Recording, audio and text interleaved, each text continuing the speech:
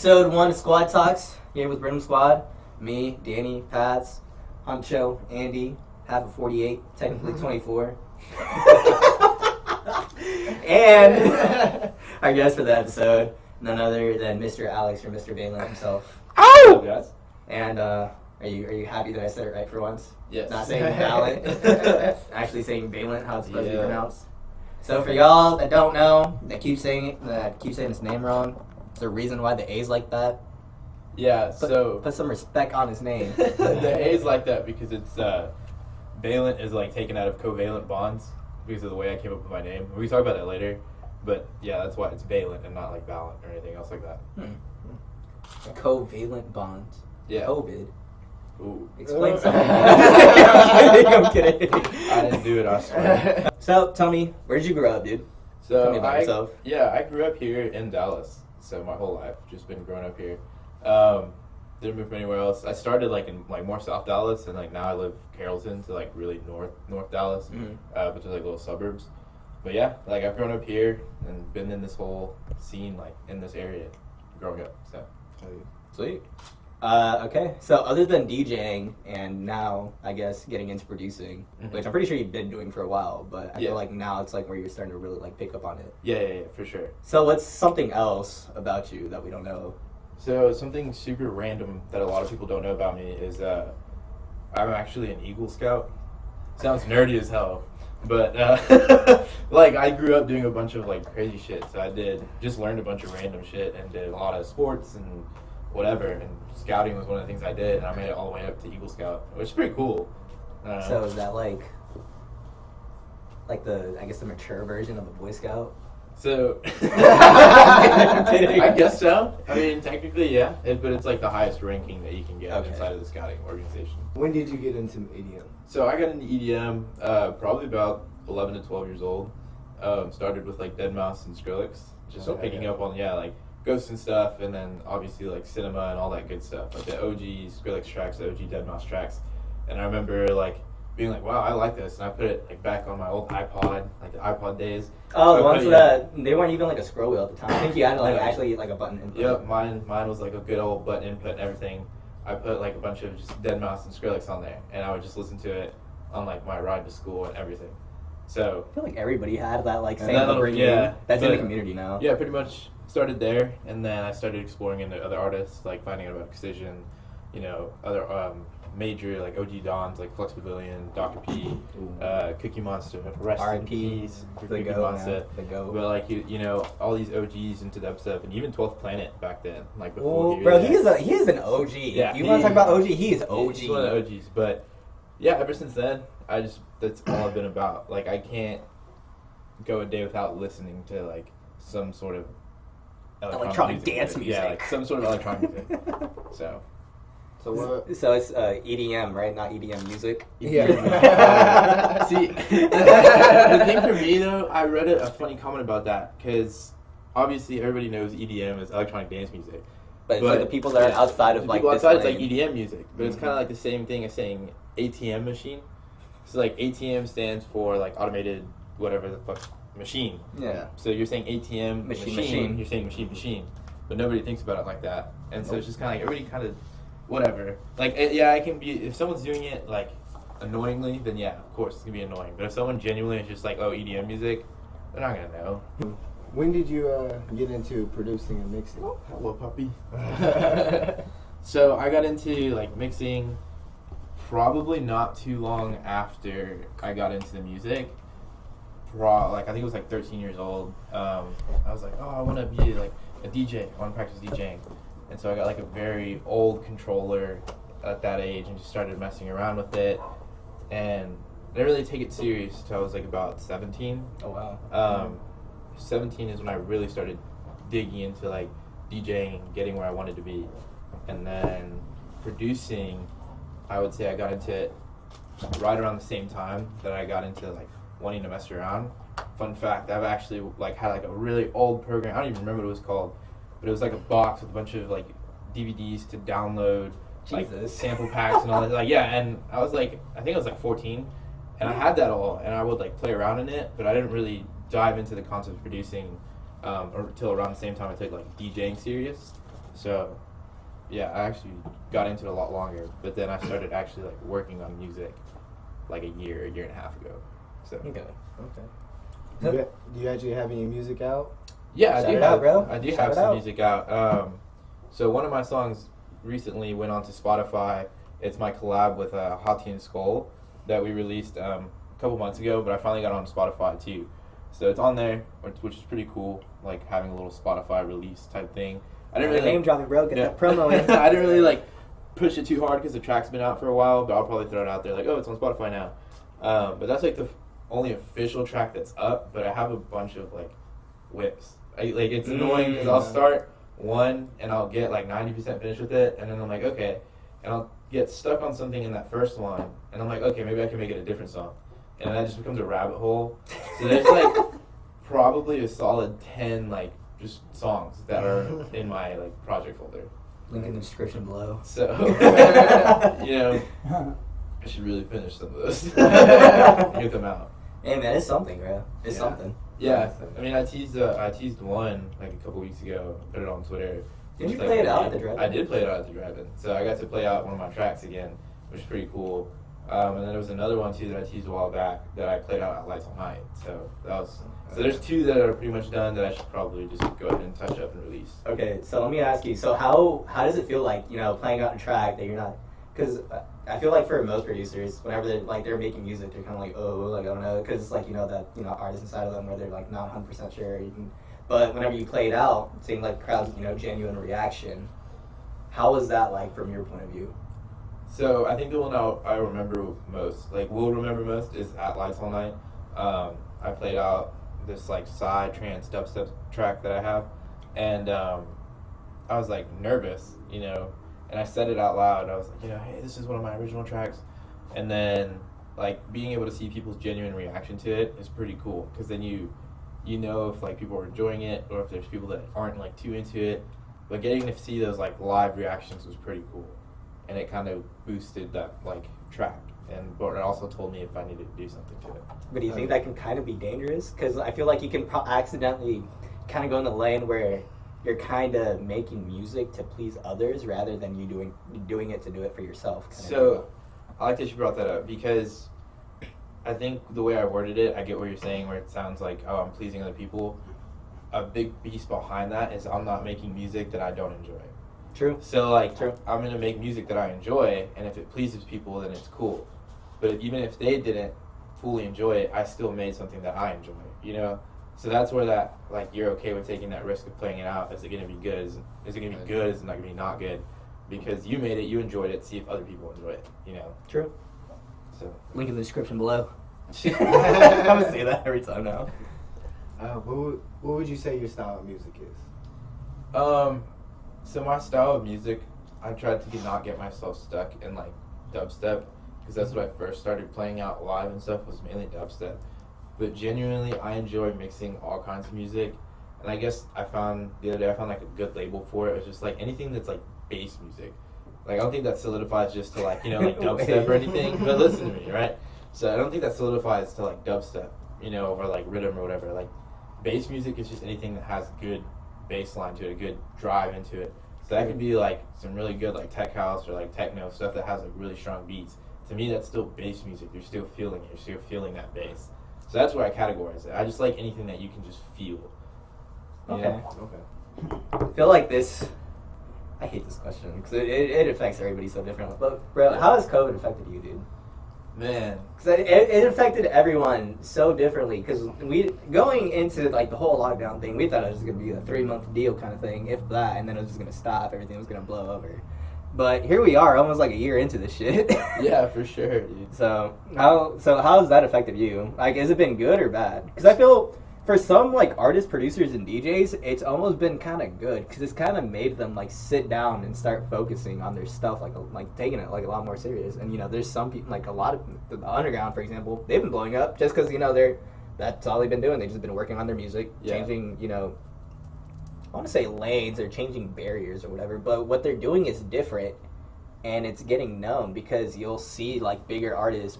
For example, at Couchlands, like how many underground tracks did you hear throughout that entire series of like sets? Yeah, a good majority. Mm-hmm. So back to you. My bad. Sorry for rambling. Good. Has it been good or bad for you? So quarantine in itself took me to like one of the lowest points I've ever been in my life and to one of the best points I've ever been in my life. Like it just broke me and like rebuilt me in like a crazy way. So I can't really be mad at quarantine because I learned a lot about myself as a person. And like I feel that I can't be working on music if I'm not good within myself, because then I'm not going to enjoy what I'm doing. So there was a good pause where I was like struggling with a lot of stuff and trying to figure a lot of stuff out within myself, and I wasn't really working on music. But as soon as I broke out of that bubble and like was having all these like realizations and good stuff like that, my production and, you know, drive for music came back again. So I don't know, it was like really, I think I really needed something like that where I had to sit with myself for a good minute. Do you think that would have happened if COVID didn't happen? Man, I would like to say that it would, but on a lot longer timeline. You know, I was able to go through this in 3 months when I feel like if it wasn't for COVID, I would have gone through it in like 2 years. True. Because I would have just been, I would have had more access to the things that were like affecting me, and I got separated from a lot of stuff and had to like take breaks, and you kind of just learn to live with it. So you couldn't really have done that. It takes a lot more willpower to do that if there's not a reason to do it. You know? True. True. I don't know how to feel about at this point. Like live streams are cool and all, but I feel like the community is kind of like getting boring or bored of them, unless it's like a major like production company behind it. Yeah. I mean, like the event, like, you know, themselves. Like, Yeah, it's, no, you know, I like, get what you're saying. because like whenever Couchlands happened, you know, people at the beginning of quarantine, they were like live tweeting or whatever, you know, tweeting as like the sets are going, and then that stopped for a while, and then Couchlands happened, and then that's when like, you know, the feed was just constantly going with people just like, you know, having live reactions and tweeting. But like at this point, you know, how many months in are we in this? Like 9 months deep into the pandemic. What is your take on streams like at this point right now? At this point right now, I kind of agree with what you were saying in the sense of that they're getting drawn out because there's just so many going on now. And so like you said, unless it's a major one like Couchlands or like some of the Digital Mirage streams that happen where they have like a good like lineup of artists, I feel like people are just kind of drowned out on it, or there's just like a new norm. So it's kind of just like having your playlist playing on Spotify or something, you know? Right. It's something to look forward to, like every weekend. Like, oh, we know that, you know, this is gonna happen. You know, something to look forward to, but it doesn't bring like that excitement as it did. You know, the genuine like first like, you know, initial reaction you got whenever, you know, streams are going on. Now it's like, all right, cool, like nice, like I'll tune in, you know, I'll watch it. But before, like in the beginning, it was like, oh shit, like this person's playing or whatever. Yeah, and I'll agree. Like in the beginning, I think the live stream concept was such a cool fucking idea, dude. Like, just this way for artists to still connect with their fans in a way like pretty much we've adapted to something so that we can still do what we enjoy. Right. And I think that that's where live streams are still like super cool. Yeah. They're still super awesome. It provides a platform for so many artists to be able to be seen and heard that wouldn't have been heard initially, or that maybe like would have had more trouble getting that reach. Getting their name out. Yeah, because there's so many artists that just started rising up out of quarantine. Like, oh no, 100%. Just from like live streams, or even just from clipping live streams and putting them on Twitter and stuff. Like freaking DJ You Say B-Flow. Oh my god, dude. At the beginning of quarantine, I didn't know who he was at first, and then, you know, his Twitter clips, you know, that got my attention. And then watching his sets, and then the Nocturnal Wave set he did, bro. Yeah. That's what I'm saying. Like, the fact that so many people that deserve recognition are rising up is so cool, and I think live streams have such a big piece of that, right? Because it gave them the opportunity. Yeah, like you can't go from stage to stage in a live stream. You're gonna listen to the whole live stream, right? And so, and not to say that, you know, going stage to stage to like see your favorite artist is a bad thing. Don't get me wrong. Like, do that all you want. But there's so many other artists that are on the lineup too that may get overlooked or may not get their set heard by everybody that may really enjoy it. Sure. So, I don't know, live streams are so cool in that concept. I think it's an amazing adaptation for us to still do what we want to do. And it's a good platform. It's an amazing platform. So there's that, but okay, so for me, okay, because I'm gonna talk about drive-ins right now. Okay. At first, I was kind of like sketched out about them. I was like, is everyone gonna follow the guidelines? Is everyone gonna take it serious, or are they just gonna say screw everything? It's gonna do what we want. Still kind of treat it like it feels like a mini festival, so to say. Yeah. Okay, so from you, who's played one, Mm-hmm. what is like your opinion, your perspective on drive-ins?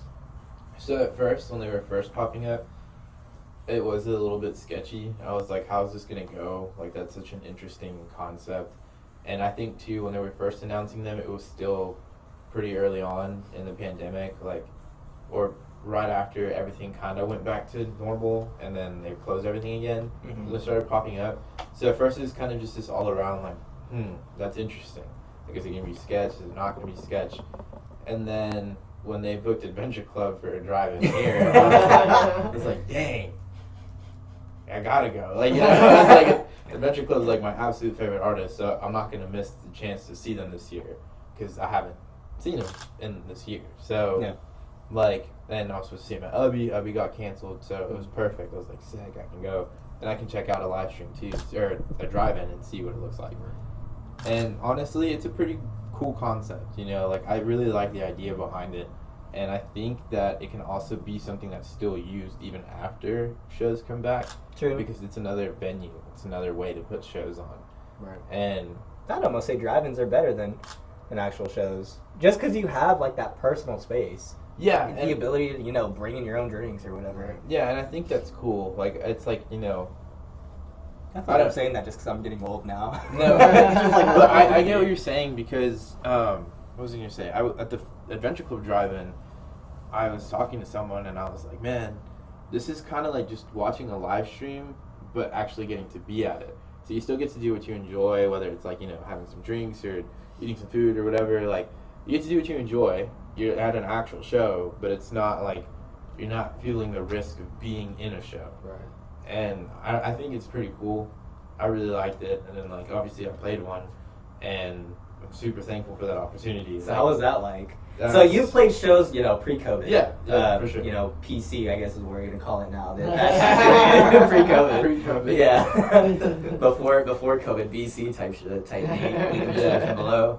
But no, so going from playing, regular shows, with the actual crowd, now to being in a position to where you can play like a drive-in. Yeah. What is as a DJ, as an artist, what is your perspective on a drive-in from that kind of sense? Do you still get the same? Well, I feel like you'll still get the same rush every time if you love what you're doing. Yeah. But was it? I almost feel like it might be a greater appreciation, or it gave you a bigger rush just because we went so long without shows and you're finally playing one and you're playing for a live audience. Yeah. So pre-COVID, my last show was Grimefest in Dallas. Mm. And I did a back-to-back with my buddy Rook. And Shut up, Rook, one time. yeah, that was a pretty crazy set. That was fun, bro. That was a That really was fun fun. set, and the energy from that set is fucking unmatched. It was so cool. Everybody was just fucking having a great time. Dude, the stage, Right. the outside stage, the outside stage is the better stage. was In my packed. opinion, it's the better No, stage. it is 100%. Was packed from the front to where the the speakers platform are. is. Yeah, the speakers, the sub or whatever, all the way to where the back, almost the entrance was from what I can remember. Yeah, that was insane. And that was insane, dude. Just seeing that many people going nuts to what you're playing and what you're doing is so fucking cool.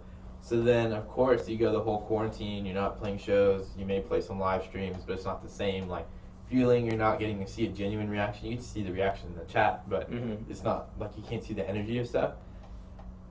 But at the drive-in, when I got up to play and I started playing, at first it was hard to tell. It kind of felt I was super pumped. I was super excited. I was nervous as all hell.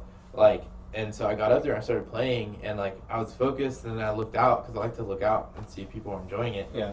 But because it's so spaced out and everybody's in their own realm of what they're doing, you can't tell. It's kind of hard to tell at first.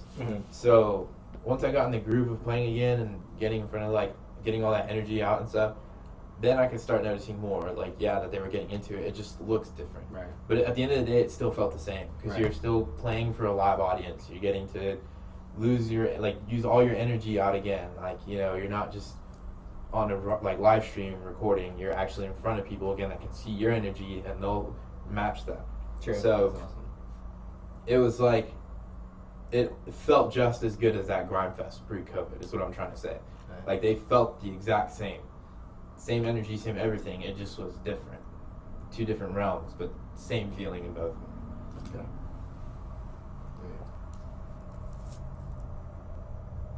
Yeah. Speak up. When do you think shows will be back? Ooh, so obviously I'm part of Nocturnal Waves, so we have this conversation a lot of like when is going to be a good time to throw real shows again. And I think right now is still not the time. I don't think 2020 at all is still the time to throw like normal shows again. Earliest I would say is maybe like March of next year. Earliest. Dude, I'd almost say Earliest. like late. But I would even 2021, say dude. like I would even say like summer of 2021 or like fall. Like they're not gonna come back as soon as we want them to. It's gonna Nope. be a minute. And it's Yeah. like, and it's just not even like it's not even that we don't want them to come back. It's just that it's not safe. It's not the safe idea to do right now. Right. You know, we can't be 100% safe, even at a drive-in where there's more safety than being in an indoor venue. You know, like you can't guarantee people keep their mask on, etc. So I think it's gonna be a while until we have real Right. shows again, like they were pre-COVID. Yeah, until we found a vaccine, in my opinion. Yeah, I mean, I would agree too, because then they'll be like, okay, we can give people a vaccine and then open things back up. They But- might find one. Yeah, I mean, and that's the thing too. They're trying to make it so fast. It's like they gotta find one that's gonna work for everybody, and it's gonna take time. And yeah, it's unfortunate, it sucks, but we got amazing things going on like drive-ins where we can be safer than we would be at an indoor show. And to be honest, at the drive-in, like everybody's really following the rules. Like I didn't really see anybody taking their mask off unless they were in their own car or like within the vicinity of their car. Like nobody was going around maskless. Like nobody was, it could be because everybody wants shows to come back, so they're gonna follow rules. Exactly. You know, so I don't think we should try to push rules that, or try to push to be unsafe and break rules when we can follow rules and still be safe and still do what we want to do. Right. Okay, so but whenever shows do finally come back, how do you think that's gonna be like? Because one, it's like we haven't had shows in like over a year. Whenever they finally do come back. Not only that, but I feel like so many people have been just working their asses off during like this whole time that we're just gonna see completely different names on lineups. We're not just gonna constantly see like the same, bigger dubstep, Yeah, I house think- producers. How do you think that's gonna be like? I think when shows finally do come back, they're gonna be like dumb lit. like they're gonna be like so fucking fun. Like everybody's gonna be kids again, dude. Like they just got their playground back. Like they're gonna Exactly. be so fucking hyped. I think the energy for shows is gonna be so different when we come back. Because it's not just that, but you're also gonna have like the wow factor of seeing somebody completely different. 'Cause Yeah. you don't know like what they're gonna play. You don't know their mixing styles. You don't know what they do. So whenever like they get up there, they do their stuff, they perform, and they kind of take the crowd off guard, or, surprise the crowd. That's like a whole different element on its own in terms of like the energy that it brings. Oh, absolutely. And like the fact that we'll see so many new artists on like lineups and stuff that rose up during quarantine is going to be awesome. Because now you have something to look forward to. You found a new artist that you love through quarantine and you see them on a lineup, you're going to be so hyped. Yeah. So I think they're going to be insane. I think at first people are going to be a little scared and nervous still, but I could also be absolutely wrong. People are just going to be ready to go. I'm pretty sure I'm pretty sure whenever like tickets do get announced, because whenever they announce them, they do it in tiers.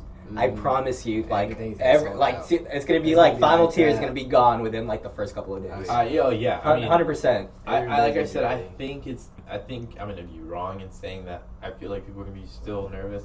I think people are just gonna be ready to go, and I don't blame them, dude. I'll probably be ready to go too. Finally. Same. Right. Let's move on. Talk about Room Squad real quick. How and when did you first hear about Room Squad?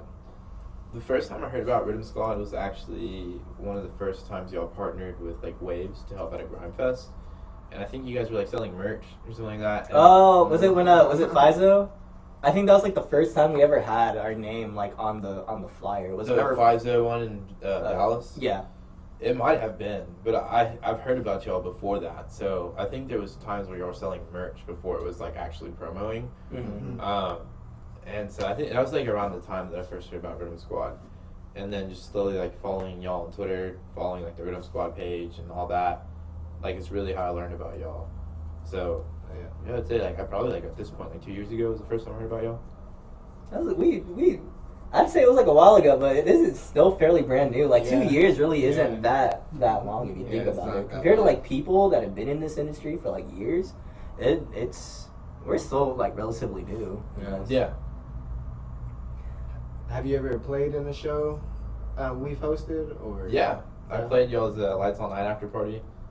That was pretty fucking that was fun, funny, dude. That's like that's such a genuine. I love that. Like I love little house parties like that where it's like you build a small lineup, and like, God, I miss that. That's another thing I miss about like shows. But yeah, I think it's like the first thing I played for y'all was like the Lights All Night after party, and then we had other after parties playing for like WW and all that. But obviously we couldn't play those out. Yeah. But then I also played. Yeah. I played some of y'all's live streams too, the Zion live stream and the Chop Chowder. That one was fun, dude. I did not expect that like viewer turnout for Chop Chowder. Chop Chowder was lit. That was insane. That was dumb lit. Yeah. Everybody killed it. Shout out to everybody on that lineup. It was Sora. It was Sora, Big Worm, David. Shout out David, Big God, Worm, dude, I love Big the Worm. fucking king, I bro. love Big Worm. It was you with the nuisance, with your known villains. Yeah. Known villains alias. Yeah. The review of known villains. Oh, That's God. that was cool. That was cool. It was me, Jules, and Brain. Or is it Brain or Brian? Brain. Yeah, and Brain. And Brain. Lost Brain's a Baby. homie. Yeah. Shout out Brain Brain. forever. Shout out Brain. No, we've done some cool stuff, and we got some more stuff coming up, so that's gonna be cool too. Some stuff to look forward to there. Link in the description below. But yeah, so do you think whenever, shows come back, I don't know if we can really say much about it, but let's say if we, do something, with actual shows, would you be interested in like being a part of that? Like in terms of like playing it and whatnot. Yeah, of course, dude. Y'all are the homies, and I'll always love to like stop on by and play for you guys. Sweet. So never opposed to working with you guys. Peep the Texas Festival after parties, because we may be coming with some heavy hitters, just saying. Wink, wink, nudge, nudge. Is there anyone that we should be on the lookout in like the DFW underground scene? DFW underground scene, honestly, you guys are really good at finding people, like, and following them and retweeting their stuff. I've noticed that before. I found some people that I didn't know about through you guys, which is pretty cool. I was like, damn, that's sick. Like, so I think you guys are pretty on top of it. Dude, I mean, yeah, it's hard. Like, people that we had on the Chop Chowder lineup, there were some people on that lineup that were, like, awesome. And I didn't know about Lost in Beijing until that. Yeah, Lost in Beijing was an artist who's been around for a while, and like he's been making moves for years. Like I met him a couple years ago, and like he was making moves, and I'm friends with Rugby from Lost in Beijing, and when he's telling me all this stuff, he's like, yeah, we have like some major releases like coming out. It's a bug. I was like, there's some major releases coming out, and like I'm getting booked to do all this stuff while I'm in school in China, and I'm like, dude, that's fucking sick. Like. Yeah. But there was like no recognition here for that, and I always was like, "Damn, dude, like he deserves recognition." I had like some of his tracks and stuff like so good, and so, but yeah, I mean, like you guys put him on that lineup, and then people got to see how good of an artist it is, and it was only Rugby for that set, but there's two of them, and they're both sick. So, like, yeah, I mean, you guys stay putting on some really good underground artists, so keep doing what you do and finding them, because like all the names that I want to mention have already been on y'all's lineups. But coming up to like some of like the last few questions, if you could go back to back with anybody, bro, who would it be and why? Adventure Club. He owes me a back to back. Leighton, if you see this, I remember, dude. So yeah, no, honestly, Adventure Club are like my absolute favorite artists, and like it'd be a dream back to back to go with them because their mixing style is what inspires my mixing style. Yeah. And so it's just like, fuck, like if I could play with them, I would lose my mind. What do you I guess whenever you get to that point, Yeah. it'd be like, all right, this is like, not the end all be all, but it's like if you were to like, I guess, retire from your career, Mhm. and that's like one of the things you've done, would that be something, you know, you'd be comfortable saying? It's like, all right, I did this. This is what I set, like, you know, as like one of my ultimate goals to do. Hell yeah. Would you be comfortable Oh, yeah, I'd be retiring? absolutely comfortable. Yeah, I'd be like, I got to live out my wildest dreams. Like, I'm not going to be mad at that. So Okay. I'm always going to live with that. Yeah. So everybody go, whoever tunes in, make sure to add Adventure Club and be like, bro, where is the back-to-back with you two and Alex? Like, we need it. We need it. Superhero Anonymous, back-to-back known villains. Dude, that'd be awesome. that'd be Yeah, that'd be an our insane whole- back-for-back. Yeah, our whole little known villains thing is because, so the other half of known villains is Nuisance. Maybe Jay. Baby J. So, you know, he's literally my family. So we both love Adventure Club. Like, we both absolutely love Adventure Club. And we love playing together too, because he's also a DJ, really good. Like, some of his mixing is pretty, like, he's really good at mixing melodic stuff. He Like, needs to give himself more credit, bro. Like, when he mixes melodic stuff, I'm like, fuck. Like, he mixes it the way I want to mix it, and I think it's awesome. So, check him out for sure. But, like, our whole little known villains concept was just to be a goof off of Adventure Club, because we love them so much. And, like, we started playing off of just their stuff. So, like, Superheroes Anonymous, known villains, right? So, we're like, fuck it. That's how the name came about, too. Like, what could we do to just play off of Adventure Club? Featuring Big Chungus. Big yes, sir. Big Chungus. Oh my god. Number 3. Number 2. Oh my god. Alright, so I feel like I know this answer, and I'm pretty sure I do. But if you could play any festival or event, what would it be? And why is it Lost Lands? Why is it? I knew that was coming, dude. Absolutely.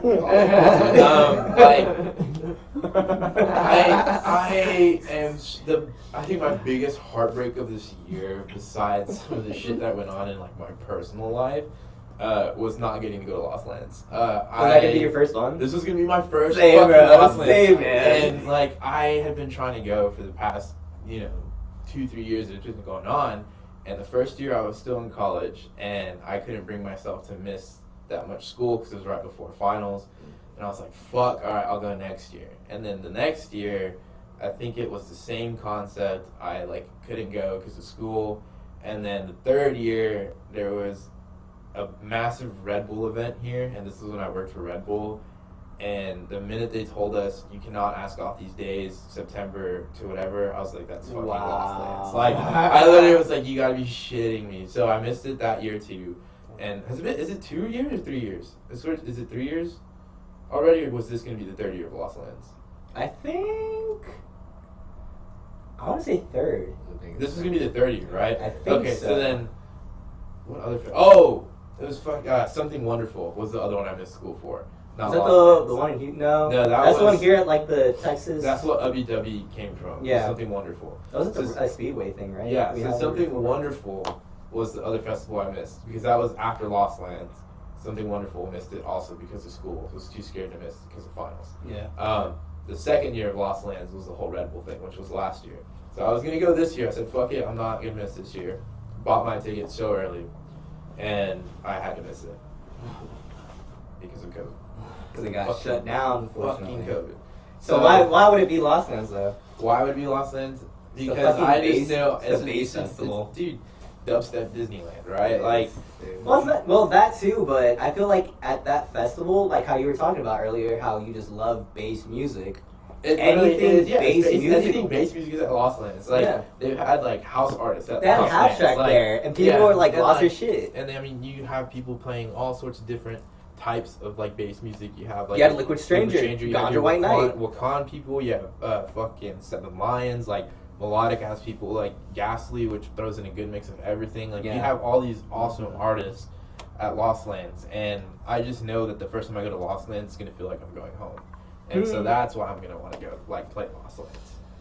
Because it's just like, I guess, in your realm or your It's my lane of like music. I know that's gonna be my home, and I know I'm gonna want to play at something that's my home. Exactly. So, Good shit, bro.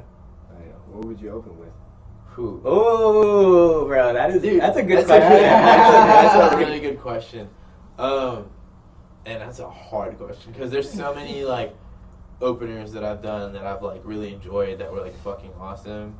But at the same time, come to the time when that happens, if it happens. No, actually, fucking saying if. When that happens, when that happens in the future, me playing Lost Lands, like I'm sure there's gonna be some insane fucking track out there, or maybe I'll have made like the track that's in my head, right? Shit. You know, like because I always have songs in my head that I want to make. I just like when I get on the computer, I'm like, So, you know, it's gonna be the VIP intro to it's your gonna EP. be just like a sick, like, you know, song that's in my head or something. And so I look forward to that day also. It'll be crazy. That'll be dope. It'll happen. Oh, yeah. It'll happen. Oh, for sure. Now, if you could bring anybody up there, like, let's say, whether it be, you know, homies or any artist, who would it be for that? Like, if you had the option to bring anybody up there, who would it be? Damn, that's insane. For, like, because this is like, you know, this is like stuff that I'm dreaming about, stuff that I want to dream about. Like, you know, shit, I don't know. That's just way too hard of a question. I can't. That's a good question. That's a great question. I literally would have to think on that question more. Like, I don't know who I would bring up. Because there's so many people. Because there's so many people that I want to bring up, or that I would want to work with, and then bring them up, or if I'm working, you know, making. Because I do want to make melodic stuff too. So if I have a melodic track with like the vocalist, I would love to bring the vocalist up type deal. Like, I don't know. There's so much crazy stuff. Yeah. Before we go, because I feel like everybody has the same opinion on this. What are your opinions on, quote unquote, underground shows that are going on right now that are trying to save the scene right now? Because they're, you know, people are trying to save the scene rather than just, you know, let's say it as it is, bro. It's our you know rather what? than just you know, using the people for their money, for their own personal stuff, and taking advantage of people through like supply and demand kind of thing. What are your opinions on this? Those shows. Honestly, fuck those shows. Like, we're not gonna say any names because that's free promo, and we'll have to send them an invoice. So you know, I'm not gonna say any names, but that's not an underground show. Mm-mm. An underground show is like before COVID. There was these warehouse raves where you only knew if you have been in this text chain for like years, or you know someone in the text chain and they add you into it. Like, it's one of those where the address spreads by people just sending it to people. And like, you go in there, it's like a $20, you just put $20 in, it's fucking open bar, there's just fucking bottles everywhere. It's 4 or 5 in the morning till like, you know, that's an underground show. Straight techno vibe. Like, straight. The underground show that I went to that I'll always remember was on like one of my birthdays, and the guy was spinning, and he was spinning some like insane techno house, tech house. I was like, fuck, dude, I'm loving this. I could not tell any of the songs. Like, I did not know any of them. I'm like, damn. And when we went up to walk up to where he was like mixing at, I look over, he's mixing on fucking vinyl. Oh, like, wow. It's not even like, he's not on TJ. He has vinyl. It's not vinyls. It's not, you know, a controller like DDJ 400 where it's all digital. It's vinyl. No, like straight vinyl. He had his crates of records next to him. Jesus. And I was like, holy fuck, that is cool as shit. OG. Like, that's like, I'm like, this is some real ass shit right here. Like, that's how I knew, like, that's underground. Something where you're like, this is what it used to be like. Yes. This is what raving is being under, like, not some shows that you put together with your friends and run during out a pandemic. some fucking, like, quinceañera venue, like, you know, like Right. That's not a fucking underground show, bro. If you're hiding people because the cops show up to your show, that's not underground. I don't give a fuck, dude. And especially like it'd be different. Let me add context here because I feel like we didn't say this. If this was going on without a pandemic going on, I wouldn't give a fuck. That's cool. Like, plan some shows with your homies, you know, sell some tickets, get some like, you know, regional artists, regional acts. That's fucking cool. You can do that. That's cool as shit. That's technically how Grimefest started, was homies throwing like a show. So By the homies for the homies. By the homies for the homies, long live the underground. Like, we literally are underground shows. But there's a pandemic going on. Like, it's not like I think that's what people don't understand. I think people take that to heart too much. That I'm saying, oh, these shows are not, bro. It's a pandemic. It's just not the time. Like, if you weren't doing this in the middle of a pandemic, maybe it would be a completely different story. But you're doing it in the middle of a pandemic, and you're boldly, like, proud of it. And that's not, that's what's the issue, is you're proud of doing something that's putting so many people at risk. And only delaying what we want to bring back for real. And for the people that are going to say, oh, it's just like a one event, or it's just in Texas, or it's just, just one. This is going on all over the United States. Yeah. Like, if I could call them all out, I fucking would. Dude, I'm not going to say his name, but there's one artist on Subsidia that was actually, like, promoting, like, a show that he's, like, playing on. I'm just like, why would you do that? Why would you shoot yourself in the foot? Yeah, it's just, and I think, be smart. Like, if you're an artist, be smart. For real. Think about it, Don't even do it with, like, don't even just, like, cancel, like, or deny a show just because you're going to be like, oh, how's this going to look on, like, in my career, like a few years down the line. Like, do it because it's responsible. Because it's responsible. Right. And, like, if you get booked to play something like a drive-in or something of that concept, then, yeah, okay, if you're comfortable with, what that means, then do it. Like, I did it, like, I'm not going to sit here and be like, don't play shows, because everybody wants to play shows again. Yeah, right. But play the safe and smart shows. Right. Don't play these. Be smart and be responsible. Don't play some event that kids are throwing on because they can't live without getting fucked up every weekend. Exactly. So, like, it's just... Drops mic. Into the description below. There's professionals for a reason. Yeah, exactly. Yeah. And, like, when you're promoting stuff like that, as hard as they are, the big names in the scene are going to see it, big promotion companies, and they're never going to want to work with someone that was doing something as irresponsible as that. Right. During the pandemic. Right. It's either that, or it's like the people that are starting to show their true colors and, want to work with them just because they see the income it's bringing. And it's like, oh, I want a share of that, or I want a cut of that. Yeah, and it's just, again, because it's a pandemic, guys. Right. There's literally a pandemic going on. It's like, you really want to party that bad? Yeah. Like, for real, just get a case of Truly's, get a case of fucking beer, just go home, watch a stream, chill. Right. Like, that's it. That's all you gotta do. It's not that hard. Yep. It really isn't. do some at home. Oh no, we don't. Can we bleep that out? Like we can say some shit. You gotta get the beep. Yeah. Or just put air horns over it. Some real DJ shit. No, I'm just kidding. Yeah, that's what I have to say on that. Yeah, 100% agree with that, dude. Just be smart, be responsible. It's been Alex, Vālent here with us, keeping it locked. We got half of 48, 24 over here, aka Andy Ancho. I'm Danny, your paths. It's been nice, it's been real. Thank you so much for tuning in. If you made it this far, comment Big Chungus in the comments or some shit if you made it this far. And keep your eyes locked because I have a stream coming up that has some pretty awesome people on it. Keep it locked. We got Alex. We got streams coming up. We got IDs dropping soon. All of his info should be down in the description below. Like, to being honest this time, being real this time, we'll put all this information down there. So make sure to check him out, give him a follow, and do all the good stuff. All right. It's been Rhythm Squad Talks episode 1. Thank you so much for tuning in.